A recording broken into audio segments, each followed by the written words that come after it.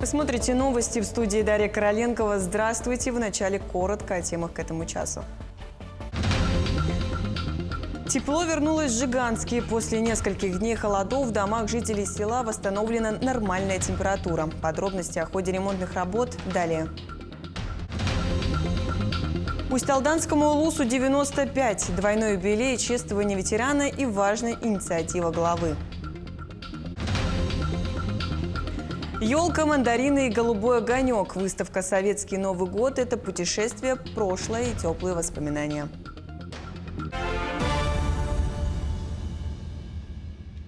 Мошенники используют две основные схемы для получения доступа к аккаунтам гражданам на портале госуслуги, предупреждает МВД. В первом случае злоумышленники, представляясь сотрудниками операторов связи, выманивают коды из СМС, необходимые для входа в личный кабинет. Затем они меняют пароль и оставляют свой номер телефона. Под предлогом предотвращения оформления кредитов на имя жертвы мошенники убеждают перевести деньги на безопасный счет. Вторая схема связана с перепродажей номеров телефонов. Злоумышленники восстанавливают доступ к аккаунту на госуслугах через СМС, используя купленный номер, ранее привязанный к чужому профилю. С помощью доступа к аккаунту мошенники оформляют кредиты, микрозаймы, получают доступ к личным данным и генерируют электронные подписи через приложение «Госключ». С 3 января в селе Жиганск из-за выхода из строя котлов центральной котельной в домах наблюдалась низкая температура. Работники Жиганского филиала ГУП ЖКХ своими силами устраняли сбои в котлах. 5 января рано утром к ним на подмогу прибыла оперативная бригада из Нюрбинского филиала, которая до сих пор работает на месте. В данное время после устранения неполадки в котельной функционирует 6 котлов в автоматизированном режиме. Температурный режим внутри объектов, подключенных к данной котельной, стабилизируется. С сегодняшнего дня режим повышенной готовности снят. С сегодняшнего дня режим повышенной готовности снимается. Ну и значит, по итогам расследования будут приняты соответствующие решения. И Министерство ЖКХ и энергетики, ГУП ЖКХ, правительство республики сделаем все для того, чтобы в межотопительный период в рамках средних текущих капитальных ремонтов мы поменяем основное вспомогательное оборудование в котельной 65 лет Победы. 5 числа нас откомандировали бригадой из 8 человек для ремонтно-восстановительных работ. Бригада сформирована из опытных работников филиала. И думаю, что в скором времени все ремонтные работы завершим, и Жиганский филиал спокойно перезимует эту зиму.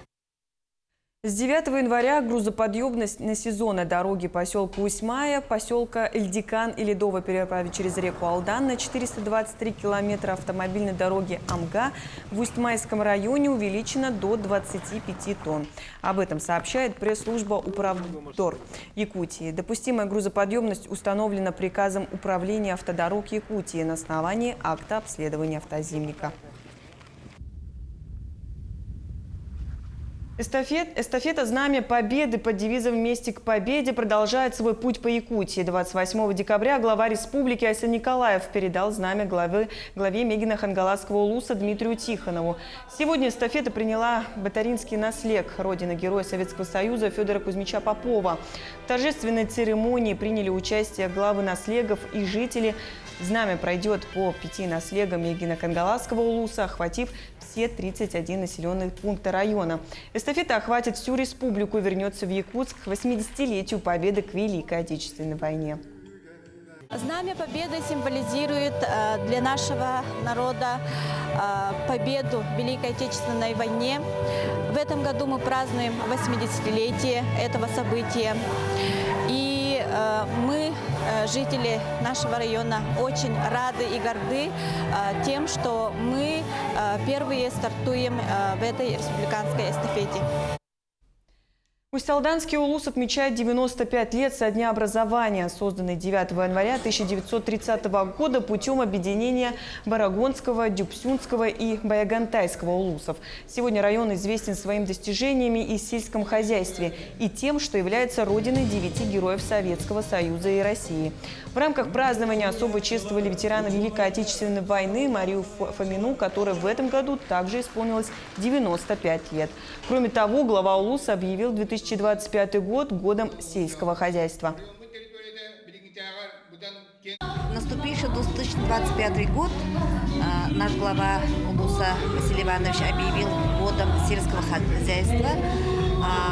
Я считаю, что это способствует развитию сельского хозяйства в нашем улусе, развитию скотоводства, зерноводства, и что появится много новых хозяйств. В Алекминске подвели итоги районного открытого конкурса на создание мурала «Золото Алекмы». Прием конкурсных эскизов вела районная администрация. По словам членов жюри, стало известно, что в районе проживает много талантливых людей разных возрастов, любящих свой родной край. Замечательные работы представили участники районного конкурса эскизов на создание мурала в городе Алекминске. 24 работы оспаривали право украсить стену детского центра. Композиционное и цветовое решение рисунка. Второе – смысл, который вкладывает участник в эту работу. Это должны были отобразить богатое культурное наследие нашей Алекмы и также красоту природы. И третье – сочетание нашей композиции к ландшафту города. 24 работы, за которыми участники широкой возрастной категории от 7 до 35 лет. И, кстати, возраст не гарантия, что итог будет выше. Было приятно, потому что такие работы добрые, хорошие, технически грамотные. Ну и, конечно же, очень хорошо, что они были сразу представлены уже на здании. То есть было ориентироваться очень просто и смотреть, как это ляжет, да, на общую картинку. Потому что и новый сквер, и вот этот новый мурал, и вообще наш город преображается. Имя победителя оглашено. Диплом победителя и приз вручили Ренате Шафеевой. Поздравляем победительницу! Почему ты выбрала вот эту тему рисунка? Ну, девочка вот на рисунке, потому что это в первую очередь детский центр, районный детско-юношеский центр. Ну, природа Якутии, красота такая. Не знаю. Давно рисуешь? Ну, увлекаюсь так. У меня родственники, мама хорошо рисует, там дедушка, бабушка, все рисуют хорошо. Ну и вот передалось.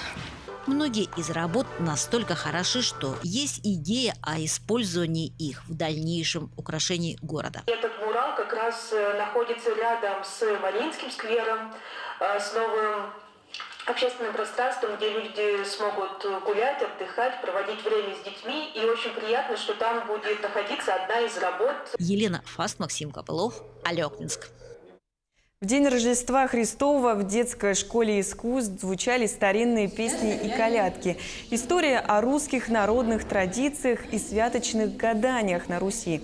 Для жителей выступили ансамбль русской песни «Родные просторы» и фольклорный ансамбль «Унади» из Усмайского улуса.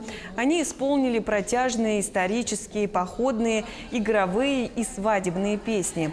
После концерта гости посетили Амгинский музей хлебопашества, где ознакомились с экспозициями о трудовой деятельности своих предков. Сегодня же тоже вот наши гости. Нашему коллективу уже в следующем году будет 25 лет.